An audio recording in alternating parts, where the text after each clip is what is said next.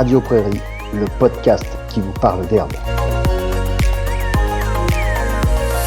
Et bienvenue dans Radio Prairie, la seule radio qui vous parle d'herbe, de prairie et de pâturage. Nous vous proposons chaque semaine et tout au long de la saison de pâturage de passer un coup de fil à Luc Delaby et probablement quelques invités pour lui soumettre nos questions, nos réflexions sur le pâturage.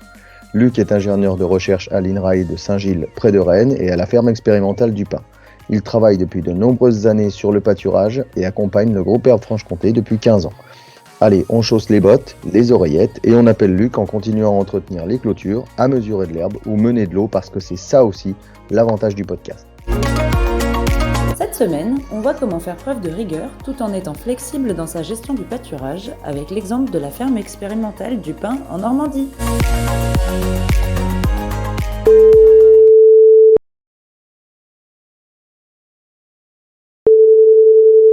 Salut Luc. Salut Florian, tout va bien? Bah écoute, ça va plutôt pas mal, ouais, plutôt pas mal. Bon petit début de saison. On te rappelait justement savoir un petit peu comment ça se passait pour vous au Pin là, parce que on l'avait abordé la semaine dernière et puis on voulait un petit peu savoir parce que c'était un petit peu presque rapide et brutal comme mise à l'herbe. Donc on voulait savoir la suite un peu, comment ça se passe pour elle. Oui, c'est vrai, effectivement, on avait évoqué ça dans le dernier épisode, une mise à l'herbe un peu tardive liée aux conditions de portance. Et de fait, on a encore dû continuer à s'adapter, toujours dans le cadre des règles qu'on s'est données. C'est-à-dire qu'on a diminué petit à petit les apports de fourrage complémentaires, tout en veillant à ce qu'on ait assez d'herbe disponible devant nous pour pouvoir effectivement basculer sur du 100% herbe assez rapidement afin de ne pas être débordé. Et de plus, on a eu la chance, l'opportunité d'avoir des conditions climatiques très favorables la semaine dernière, ce qui fait qu'on a pu appliquer notre plan de réduction d'apport de fourrage complémentaire tel que prévu. Et en une dizaine de jours, finalement, notre transition s'est terminée. Donc, on a effectivement condensé toute la phase de transition parce que, on a de l'herbe à brouter et c'est d'elle qu'il faut qu'on profite en ce moment, surtout que les conditions climatiques sont très favorables. Donc, dès la mise à l'herbe, on avait fait le choix de réduire de 40% les apports de fourrage à l'auge pour stimuler l'appétit des vaches. Et effectivement, et parce que vous aviez de l'herbe. Et là, on avait effectivement de l'herbe. Alors, on peut pas dire qu'on avait beaucoup d'herbe au sens de la hauteur d'herbe disponible dans les parcelles, mais comme on a de la surface accessible assez importante, eh bien, il faut pas qu'on traîne parce que on sait que ça va accélérer avec le début du mois d'avril, quoi. Comme je dis souvent, moi j'aime bien sortir autour de 8 cm pour avoir 10 dans la deuxième parcelle et 12 dans la troisième. Alors là, on avait vu que on était sorti autour de 10 cm, donc il y avait nécessité de donner un petit coup d'accélérateur et par chance, on a bénéficié de conditions climatiques qui nous ont permis de faire ça. C'est-à-dire qu'on a réduit les fourrages complémentaires et donc on a condensé l'action pour aller assez vite vers le 100% herbe. 100% herbe qu'on a atteint, je te disais, en fin de semaine dernière. C'est-à-dire ce week-end, les vaches étaient dehors jour et nuit et recevaient que de l'herbe à pâturer.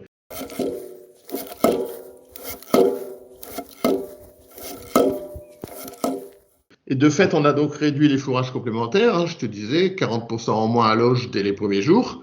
Et puis, au bout du troisième jour, on est passé à 40% de fourrage dans l'auge, c'est-à-dire 60% en moins que par rapport à 100% de ration hivernale. Et surtout, et ça c'est très important, la sortie des vaches le matin après la traite. C'est-à-dire que l'accès à l'auge pour les fourrages complémentaires n'était que le soir, avant la traite du soir et surtout un peu après la traite du soir, puisqu'elle restait encore la nuit à l'intérieur.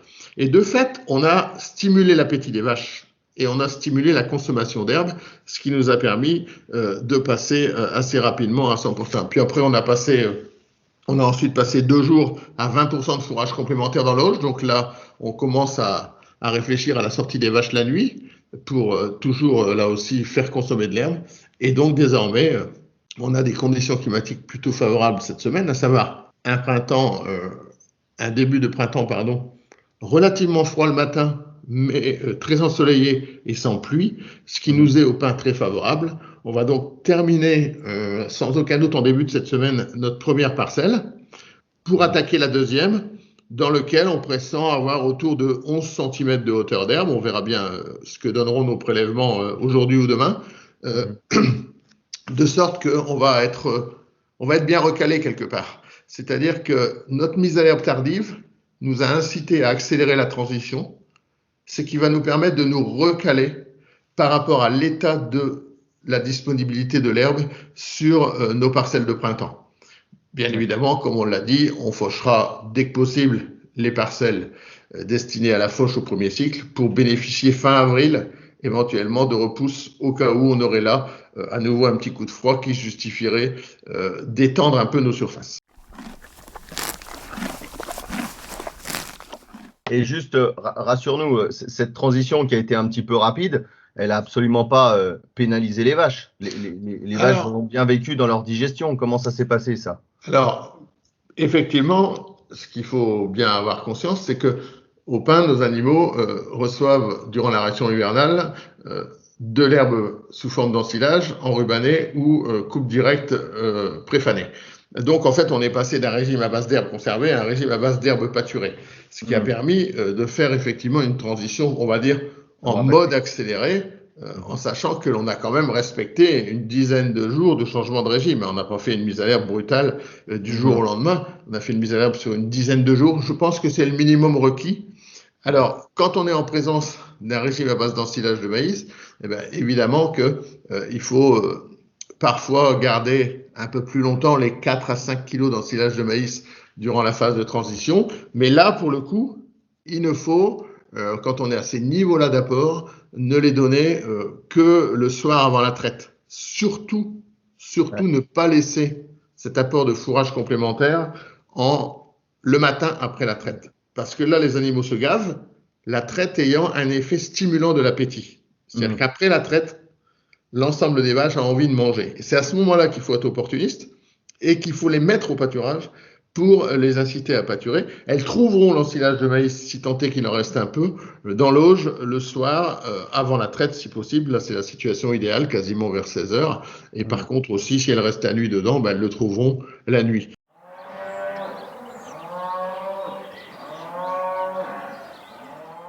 Mais l'objectif, c'est quand même à cette période de l'année de faire manger de l'herbe. On avait évoqué toute cette technique, toute cette stratégie, je dirais, lors de notre premier épisode. J'encourage nos auditeurs à y revenir, puisque c'est l'avantage du podcast, c'est qu'on peut revenir en arrière pour essayer de mieux comprendre. Mais comme je disais, on a un cadre, on a des règles de vie, et après, il faut s'adapter en fonction des conditions dans lesquelles on est. Là, au pain, on a jugé, pour l'instant, à juste titre, qu'on avait fait une mise à l'herbe tardive en regard de l'herbe disponible. Du coup, on a accéléré notre phase de transition pour essayer de recaler le troupeau par rapport à la disponibilité de l'herbe, qui est actuellement relativement importante, puisqu'on est à plus de 250 kg de matière sèche disponible par vache sur notre système de pâturage. On reviendra, je pense, sur ces notions d'herbe disponible lors d'un prochain épisode, parce que c'est important pour décider de la façon dont on réalise ces transitions. On accélère que si l'herbe est disponible.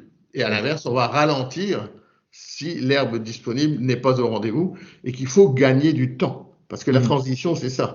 C'est soit gagner du temps parce que la croissance de l'herbe n'est pas au rendez-vous, soit accélérer parce que on a mis à l'herbe un peu tard, parce que les conditions climatiques sont favorables à la croissance de l'herbe. Oui, et puis vous avez mis à l'herbe un peu tard, on répète encore, mais c'est important, parce qu'il n'y avait pas la portance non plus. Voilà, c'est-à-dire qu'on a dû adapter nos règles de vie, nos cadres de gestion, on les a adaptés aux conditions de l'année, c'est-à-dire qu'il faut faire preuve à la fois de rigueur et de flexibilité. Exactement. Je me souviens toujours mon collègue irlandais recevant des paysans français et des éleveurs français et leur disant « At grazing, you have to be flexible ». C'est-à-dire qu'il est rigoureux avec de la flexibilité. C'est le fameux équilibriste dont on parlait déjà la dernière fois.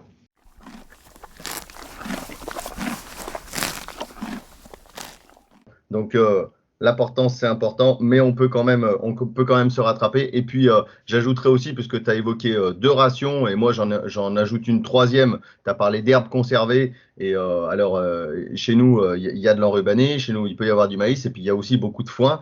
Et où je dis souvent, c'est toujours plus facile de passer d'une ration moyenne au niveau des valeurs à une ration meilleure. Et quoi de meilleur, on le rabordera aussi, quoi de meilleur que de l'herbe pâturée, hein, on est sur le summum de la valeur alimentaire. Et sûrement que c'est facile de passer de moins riche à plus riche. À l'automne, c'est déjà un petit peu plus… dans l'autre sens, c'est plus compliqué à faire, mais dans ce sens-là, il faut aussi se rassurer aussi. C'est quand même, on passe toujours d'une ration qui est la meilleure qui puisse exister en valeur alimentaire. Et ça fait quand même beaucoup la différence, à mon avis. Oui, et je confirme. Et surtout, j'ajoute à cela le fait que l'on passe d'un régime herbe à un régime herbe. Oui, voilà, aussi. C'est-à-dire qu'on n'a pas cette quantité d'amidon à gérer que l'on retrouve dans le silage de maïs ou que l'on retrouve dans les quantités de concentré très élevées. Vous êtes sur des régimes à base de foin, donc je pense que la transition, elle est relativement facile, plus facile en tout cas pour le rumen et pour les vaches qu'elle ne l'est pour l'éleveur qui, lui, doit anticiper ce qui va se passer dans les jours à venir. Mais on reviendra sur cette notion de stock d'herbe disponible qui est très importante pour définir son plan de transition adapté aux caractéristiques de l'année. Voilà. Et puis la semaine prochaine, on parlera des hauteurs d'entrée, hauteurs de sortie, etc. Voilà, on fera un petit point là-dessus. Effectivement, on reverra comment bien valoriser la parcelle qui est en cours de pâturage. Parfait. Merci beaucoup, Luc. On te rappelle la semaine prochaine pour discuter. Florian, pas de problème. Au plaisir de discuter avec toi. Toujours agréable. À bientôt. À bientôt pour ces échanges Ouest-Est. Salut, Luc. Salut. Allez, réagissez, commentez, interpellez-nous même. Rendez-vous la semaine prochaine et n'oubliez pas de pâturer. Chaque mardi, retrouvez un nouvel épisode de Radio Prairie sur la chaîne YouTube du groupe Herbe Franche-Comté. Radio Prairie, le podcast qui vous parle d'herbe.